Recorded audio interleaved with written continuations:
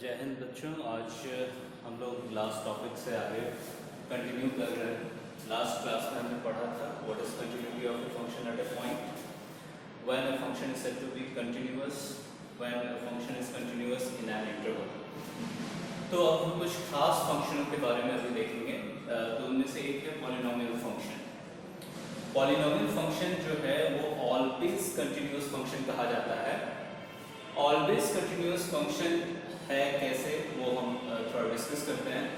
Polynomial function के बारे में आप सभी जानते होंगे, it is a function in this form. और यहाँ पर जो वेरिएबल है x का एक्सपोनेंट हमेशा एक नॉन नेगेटिव इंटीजर होता है। तो हमेशा पॉजिटिव इंटीजर होता है। तो किसी भी दो रियल नंबर्स को अगर आप मल्टीप्लाई करते हो तो वो हमेशा आपको एक रियल नंबर ही देगा।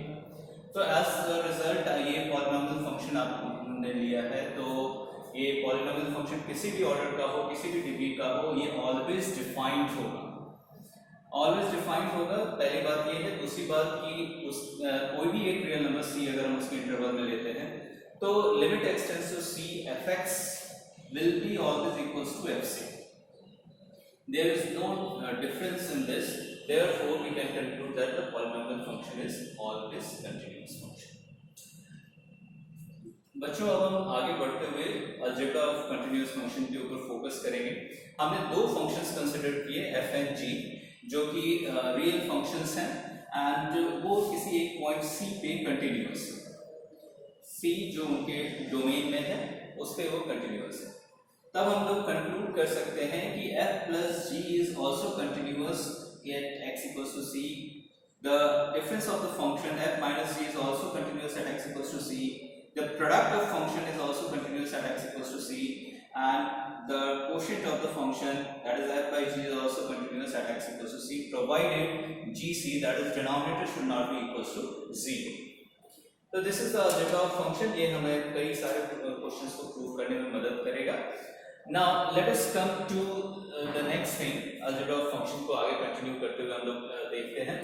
तो f और g, हम फिर से दो रियल वैल्यूड फंक्शन लेते हैं।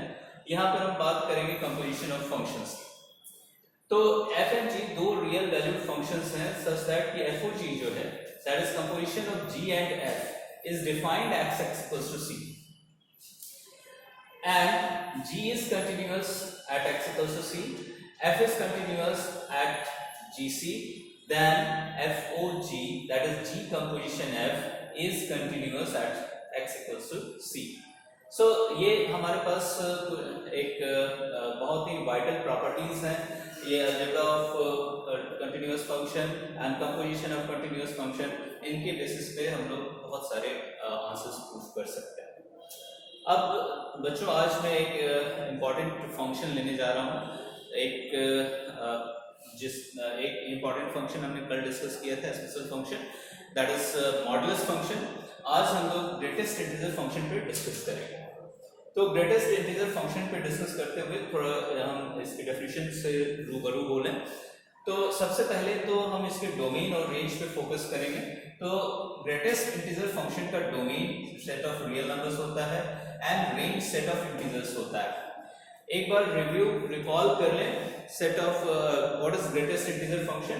तो इसका कंप्लीट डेफिनेशन है value of the step x, it is also called as step x. The greatest integer function is, that is, this thing is equals to greatest integer less than or equal to x. मैं चाहूंगा कि आप लोग अगर note करना चाहें तो ये एक अलग से नोट कर सकते हैं कि step x, that is this, is equals to greatest integer less than or equal to x। इसमें आप अगर कोई भी नंबर लें, जैसे कि हम एग्जांपल के लिए 2.3 का अगर x की जगह 2.3 पुट करते हैं तो हमारा आंसर क्या आएगा? x की जगह 2.3 अगर हम पुट करते हैं तो ग्रेटेस्ट इंटीजर, सबसे बड़ा इंटीजर जो 2.3 से छोटा है वो कौन होगा? 2.3 से छोटे इंटीजर्स हमारे पास 2 है, 1 है, 0 है, -1 है, लेकिन उनमें से सबसे बड़ा है वो 2 है। इसलिए 2.3 का स्टेप जो हमारे पास आएगा वो आएगा। अगर हम 2.999 भी लेते हैं तो स्टेप ऑफ 2.99 यानी कि x की जगह हम 2.99 पुट करते हैं तो greatest integer which is less then 2.999 is 2 only. If अगर नेगेटिव साइड में जाते हैं तो कंसीडर करते हैं -1.9। Now the question is arises कि which one is the greatest integer but less than -1.9? So less than -1.9 is -2. Then what is the greatest integer less than or equal to -2.1?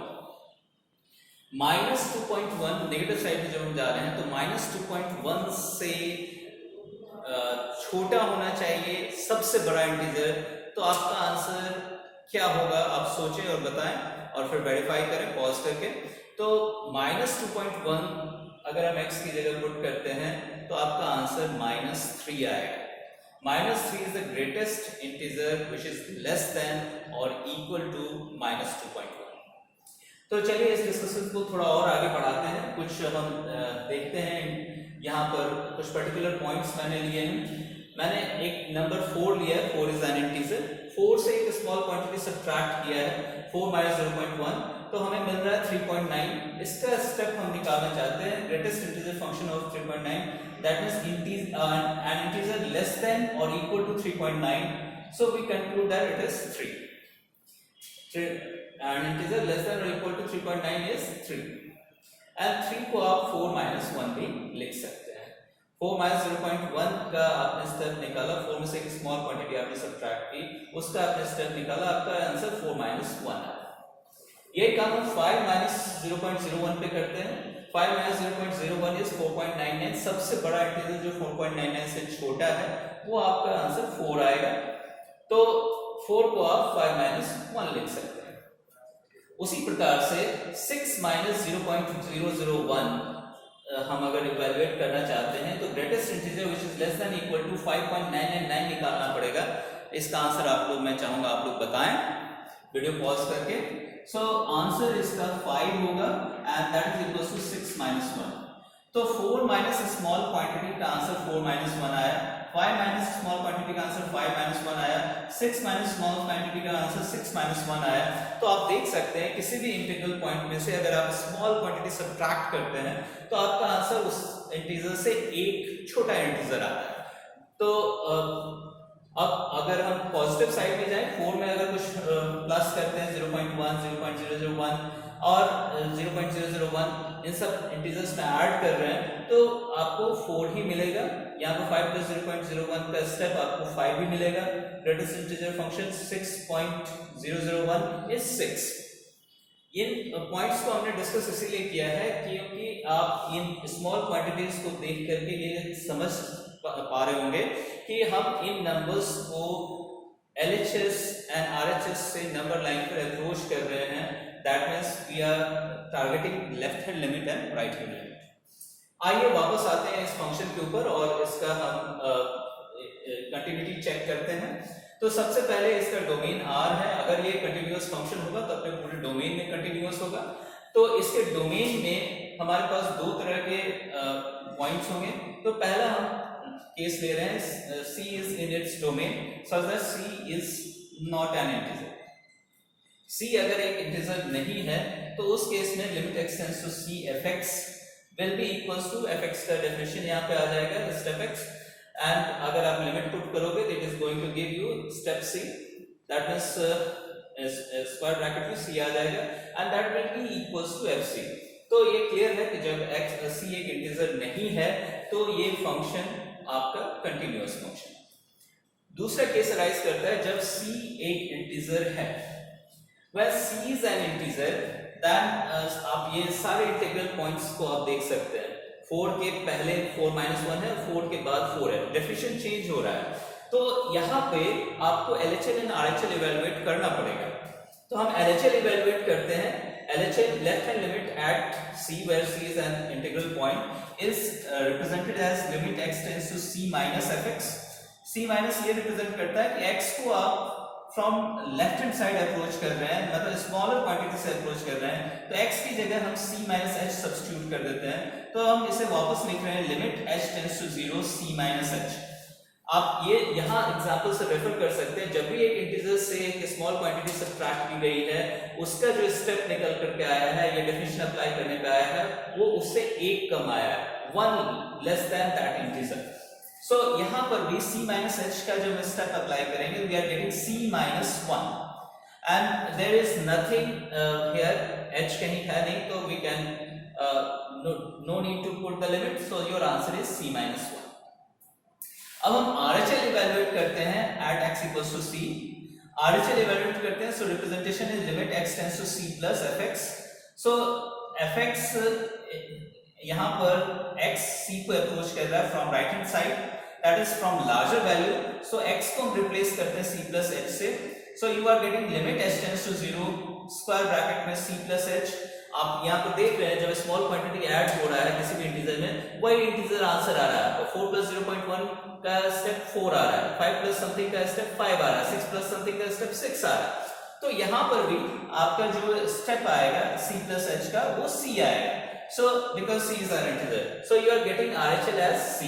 तो आप देख पा रहे हैं कि RHL and LHL दोनों quantity आपस में सेम नहीं है, दोनों क्वांटिटी सेम नहीं है, इसलिए लिमिट एग्जिस्ट नहीं करेगा, और लिमिट एग्जिस्ट नहीं करेगा तो ये फंक्शन कंटिन्यूअस भी नहीं होगा। तो this function fx equals to step x, that is greatest integer function, is discontinuous at all integral points। तो आज के लिए बच्चों इतना ही। Thank you so much to be attentive and अपने डाउट्स आप पूछते रहें।